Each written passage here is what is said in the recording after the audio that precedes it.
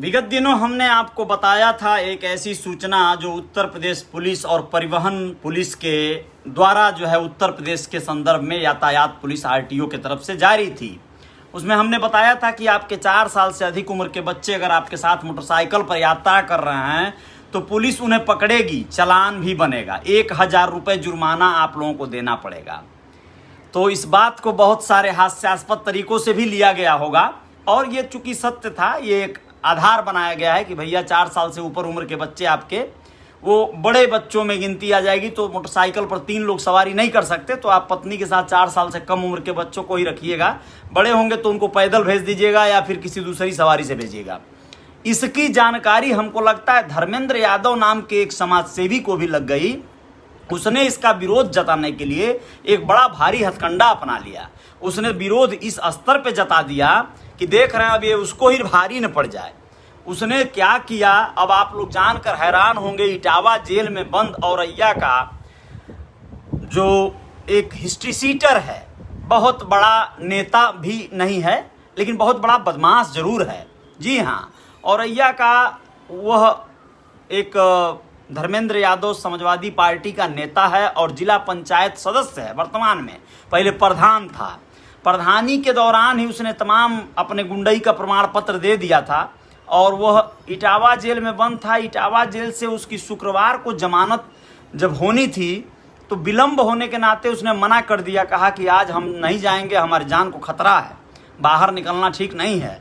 तो शनिवार को तड़के जब वहाँ से आया ऑर्डर और शनिवार को उसको जेल से रिहा किया गया तो जेल से 1-2 गाड़ियाँ उसे गेट पर से रिसीव करने आईं, लेकिन जैसे ही वो भरथना चौराहा पड़ता है, बाहर निकलते ही औरैया की तरफ जाने वाले हाईवे पर इटावा से औरैया, तो वहाँ चौराहे से उसे सैकड़ों गाड़ियाँ मतलब समझिए उसके इंतजार में खड़ी थीं। मार माला लेके फूल माला से मार गांज दिया गया, हूटर बजाते हुए उसकी अगवानी करने लगी। इसका विस्तार लेंगे इस खबर का, लेकिन उसके पहले मैं एक आप लोगों को जानकारी दूं कि कहीं पे मैंने पढ़ा था कि आपके दोस्त जो होते हैं वो बड़े हमदर्द होते हैं। दोस्त सबसे बड़ा रिश्ता होता है, भाई हुई से सबसे ज़्यादा। पहले भी मैं भी ऐसे ही सोचता था, बचपन में बहुत बार मैं अपने पिता और अपने तमाम परिवार वालों को जो है इस बात के लिए लताड़ चुका हूँ।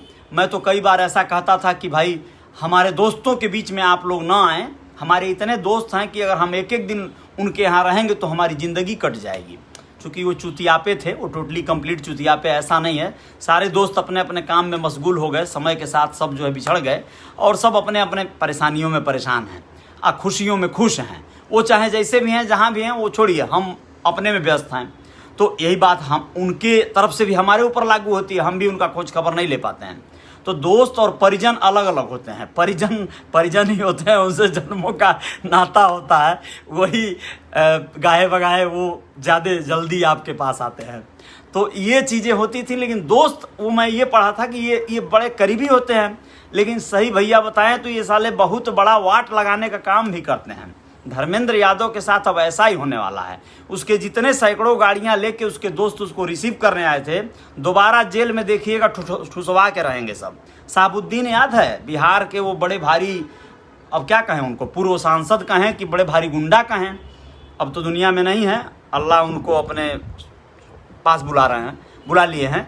तो वह जो है ऐसे ही जेल से छूटे थे तो 250-300 गाड़ियाँ उनको रिसीव की थी और हूटर बजाते हुए पूरा गुंडई और दबंगई के साथ उनको ले आई थी। 2-4 दिन बाद जमानत रद्द हो गया था और फिर उठा के वापस जेल चले गए थे वो। तो वैसे ही कहीं इनका भी दशा होने का आसार पूरा बन रहा है, पुलिस तैयारी कर रही है।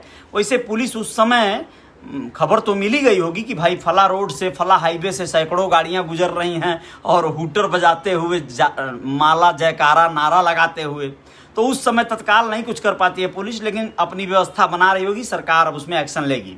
ये तो बात हो गई कि दोस्त लोग ही उसको जेल पहुंचा देंगे, उसके परिचित। लेकिन अगर वो नहीं चाहता तो ऐसा कैसे होता? वो इसका मतलब खुद चाह रहा था कि उसे पूरा जो है सहबाला बना कर ले जाया जाए, यहाँ से विधिवत जो है जयकारा और माला और तमाम गाड़ियों का काफिला के साथ ले जाया जाए। इससे बढ़िया पब्लिसिटी होगा, अखिलेश जी के नज़र में आ जाएगा। तो आने वाला जो है अगला जो चुनाव है उसमें, अभी तो जिला पंचायत हुआ है, विधायक बन जाएगा। और खैर समाजवादी पार्टी को ऐसे विधायकों की ज़रूरत भी है। तो ऐसे विधायक बन जाएगा और बढ़िया जो है काम हो जाएगा, टिकट मिल जाएगा उसको। तो ये उसकी सोच रही होगी और गुंडई करके उसने अपना नाम जो बना रखा है, जो कैरियर बना रखा है, वो तो भाई बहुत अच्छी बात है। एक बात मैं आप लोगों को थोड़ा इसके साथ बता देना चाहता हूँ। एक बार का वाकया, मैं एक बारात में गया। वो बारात संयोग से देखिए हमारे एक परिचित की थी जो सिपाही है ऑलरेडी। उस सिपाही के बहन की शादी थी और वहाँ पर हम गए तो हमारे साथ दो एक और लोग थे। तो वहाँ पर हम गए तो वहाँ दो चार ठो नेता बैठे हुए थे। उन लोगों से उस सिपाही ने हमारा परिचय करवाया। परिचय के साथ साथ उसने परिचय क्या दिया कि ये फलाना जी हैं, ये फलाना जी हैं और ये चिन्हा जी हैं और ये तिहाड़ जेल रिटर्न है। परिचय ये उनका था, नेताजी का। तो हमको बड़ा असहज लगा और फिर बाद में हम लोग पानी वानी पीने लगे। लेकिन देखे कि खाना का टाइम जो है हो गया है, लेकिन उस सिपाही हम लोगों की तरफ ध्यान नहीं दे रहा है। वो तिहाड़ जेल रिटर्न वाले नेताजी के पीछे आगे पीछे सब लगा हुआ था, उनके गुर्गे लोगों को खिलाने पिलाने मशगूल था। देखिए दुर्भाग्य हम लोगों का कि हम लोग बिना खाए ही सोचे लौट चलते हैं, रास्ते में कुछ मिलेगा ढाबी ढाबा तो खा लिया जाएगा, नहीं तो कोई बात नहीं है। लौट लिए। वो कारण था ये नहीं कि वो हमारा स्वागत नहीं किया, कारण शायद ये था कि इसको तिहाड़ जेल वाले जो रिटर्न लोग हैं, चूँकि ये भी जेल और पुलिस और प्रशासन से मिलता जुलता विभाग है इसका, तो इसे ये जेल के तिहाड़ वाले लोग ही इसे मुबारक हों, इसे ऐसे लोगों की ज़रूरत है। दोस्तों ये समय ऐसा चल रहा है कि इस तरह के लोग न जाने कैसे गर्वान्वित अपने आप को महसूस कर पाते हैं।